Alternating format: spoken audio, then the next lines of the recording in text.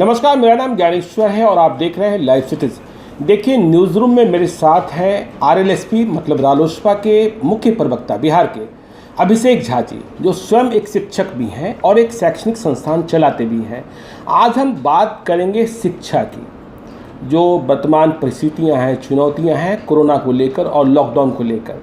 तो अभिषेक जी, सरकार ने ये फैसला किया कि अब कोचिंग और स्कूल्स ऑनलाइन क्लासेस के लिए खोले जा सकेंगे, मतलब व्यवस्था के लिए सोशल डिस्टेंसिंग के तहत बच्चे तो नहीं आ सकेंगे।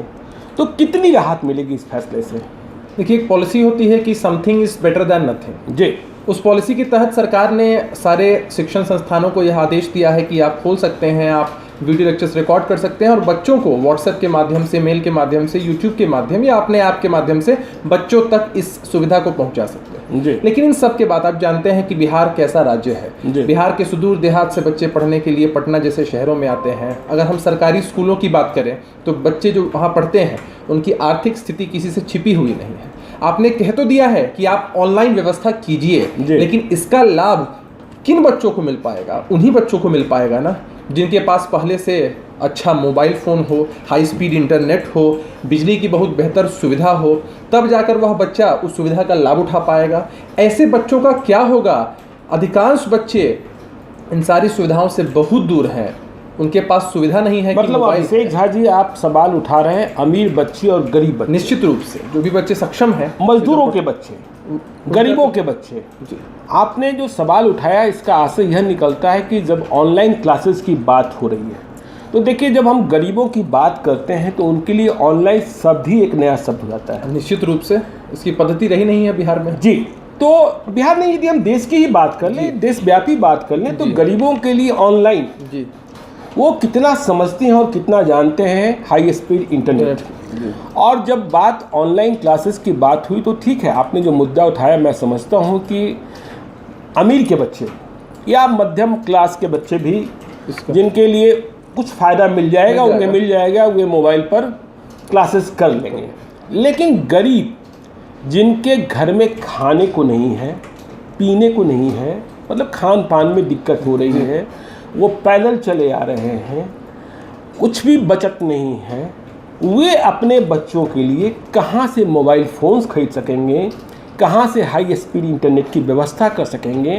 तो जाहिर तौर पर समाज में एक नया विभेद पैदा होने जा रहा है इस कोरोना की महामारी में कि अमीर के बच्चे तो ऑनलाइन क्लासेस कर लेंगे, लेकिन गरीब के बच्चे जो सरकारी स्कूलों में जाते थे उनको कोई सुविधा नहीं मिल उनको कोई, जब उनके पास खाने के पैसे नहीं हैं तो वो मोबाइल कहाँ से खरीदेंगे और इंटरनेट क्लासेस कैसे करेंगे? देखिए, हम सब मानते थे कि जैसे पहले कहावत थी कि रोटी कपड़ा और मकान हमारी बेसिक ज़रूरत है। लेकिन जैसे जैसे समय बीता है, मेरा ऐसा व्यक्तिगत रूप से मानना है और मेरी पार्टी का भी मानना है कि रोटी कपड़ा और मकान शिक्षा से बनेगा देश महान, राष्ट्र महान और बिहार महान। शिक्षा बेसिक रिक्वायरमेंट है ही है रोटी कपड़ा मकान के साथ साथ। लेकिन एक बात को समझना बहुत जरूरी है, जो भी सुविधाएं ऑनलाइन क्लासेस के लिए होनी चाहिए वो सुविधाएं तय बात है कि गरीब के बच्चों के पास नहीं आ पाएंगी, सरकारी स्कूल में पढ़ने वाले बच्चों के पास नहीं आ पाएंगी। तो यह एकदम तय बात है, बिहार का जो एक बहुत बड़ा वर्ग है उनके बच्चे शिक्षा से बहुत दूर हो जाएंगे। और चूंकि हमारी पार्टी लगातार शिक्षा को लेकर आवाज़ उठाती है, हम सरकार के से आग्रह करना चाहते हैं, उनके एक्सपर्ट से आग्रह करना चाहते हैं कि आपने ऑनलाइन क्लासेस चलाने का आदेश तो शैक्षणिक संस्थानों को दे दिया है, लेकिन जो गरीब घर के बच्चे हैं, जिनके पास सामर्थ्य नहीं है कि वह इन तरह की फैसिलिटीज़ को अपने पास ले आ पाएँ, उनके लिए आप अविलंब कोई व्यवस्था कीजिए, क्योंकि उनकी पढ़ाई लिखाई चौपट होती चली जा रही है। अभिषेक झा जी, आप स्वयं भी एक शिक्षक हैं, क्या रास्ता कैसे निकला जाए? देखिए, इन्फेक्शन से भी बचाना है, सोशल डिस्टेंस भी मेंटेन रखना है, और जब तक कोई दवा नहीं बन जाती है, देखिए अमीर गरीब, मैं आपकी बात से सहमत हूँ कि अमीर के बच्चे तो पढ़ लेंगे और गरीब के बच्चे पिछड़ जाएंगे, क्योंकि वे मोबाइल नहीं खरीद सकते हैं, खाने को पैसे नहीं है, चावल और आटा खरीदने को पैसा नहीं है, तो मोबाइल कहाँ से खरीदेंगे? तो लेकिन रास्ता क्या निकले?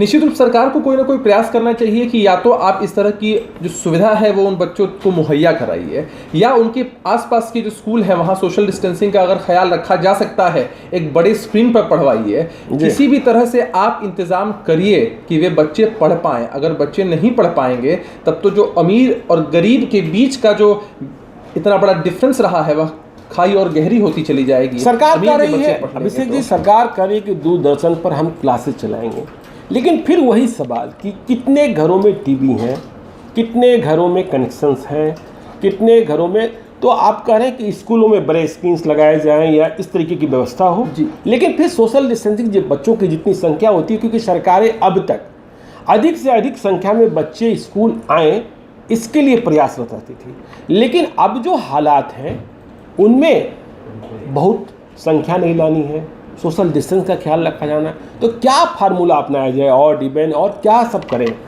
सरकार ऐसी व्यवस्था करे कि 3 दिन बच्चे आ पाएँ, एक सेट ऑफ बच्चे आ पाएँ स्कूल, अगले 3 दिन दूसरे बच्चे आ पाएँ। आप स्कूल की शिफ्ट को कम कर सकते हैं। आप 6 घंटे अगर स्कूल में बुलाते थे, मात्र 4 ही घंटे बुलाइए बच्चे, सिलेबस 3 ही घंटे निश्चित रूप से आप सिलेबस कम करिए। परीक्षा की जो अवधि है वह भी, अगर या तो परीक्षा के डेट्स को आगे बढ़ाइए या सिलेबस को कम करिए। 3 घंटे के लिए बच्चों को बुलाइए।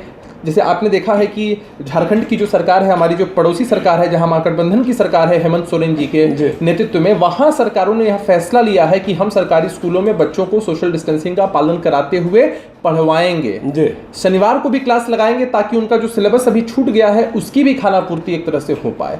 तो जब वे सरकारें प्रयासरत हो सकती हैं, तो बिहार के सरकार को भी गरीब के बच्चों को पढ़ाने के लिए निश्चित रूप से प्रयासरत होना चाहिए।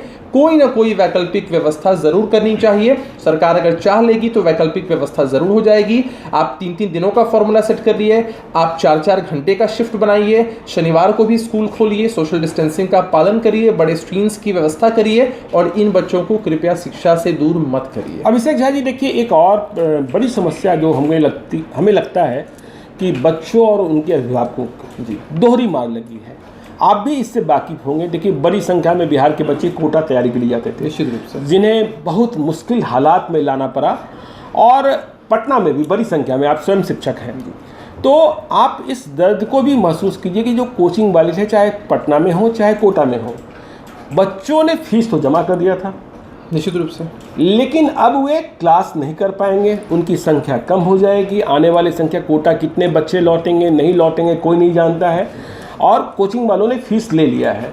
अब क्या उन्हें सुविधा मुहैया कराई जाए, कैसे हो, आप क्या सोचते हैं, क्या करेंगे? देखिए, सबसे पहले तो मैं आपके पूरे चैनल को बहुत धन्यवाद देना चाहता हूं कि कोटा में जो बच्चे, बिहार के बच्चे फंसे थे, उस मामले को जितना बखूबी आप लोगों ने उठाया, और उसकी रीच, ऐसे ही आप लोगों की रीच इतनी है, रीच इतने अच्छे से बिहार भर में गई कि वह मांग आप लोगों के माध्यम से जो बच्चों की थी वह कारगर साबित हुई और बच्चे वापस, हम लोग की जिम्मेदारी जी, और आपने इस जिम्मेदारी को बहुत बखूबी निभाया जी।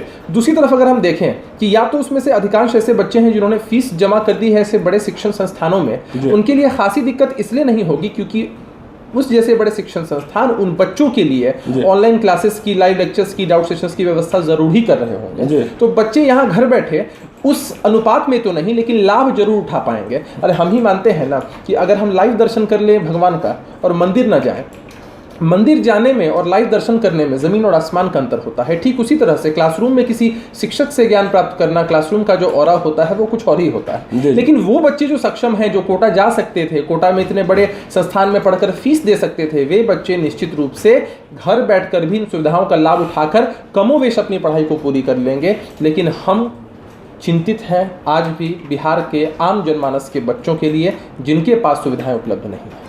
अभिषेक झा जी, देखिए एक समस्या और है, जो जिस तरीके से आर्थिक समस्या आई है, किल्लत है, रुपए नहीं है, तो जो छात्र दूसरे शहरों में, पटना हो या कोटा हो, किराया देना पड़ता था, अभी किराए की मारामारी चल रही है। तो इस समस्या से छात्र कैसे निकले और आप लोग इसे कैसे देख रहे हैं? देखिए, अब दो परिप्रेक्ष्य में अगर हम बात करें, छात्रों की बात करें या कोचिंग संस्थानों या अन्य शिक्षक संस्थानों की बात करें, आपने देखा है कि अब विभिन्न जिलों के जो डीएम होते हैं या अन्य राज्यों में भी हमने देखा है कि वे लोग, उन लोगों ने एक आदेश जारी किया या स्कूलों से को निर्देशित किया कि आप फीस मत लीजिए, आप फीस माफ कर दीजिए। लेकिन हर एक संस्था की अपनी अपनी लायबिलिटी होती है। आप भी इतनी बड़ी संस्था को चला रहे हैं, मैं भी किसी संस्था से जुड़ा हुआ हूँ, किसी संस्था को चलाता हूँ।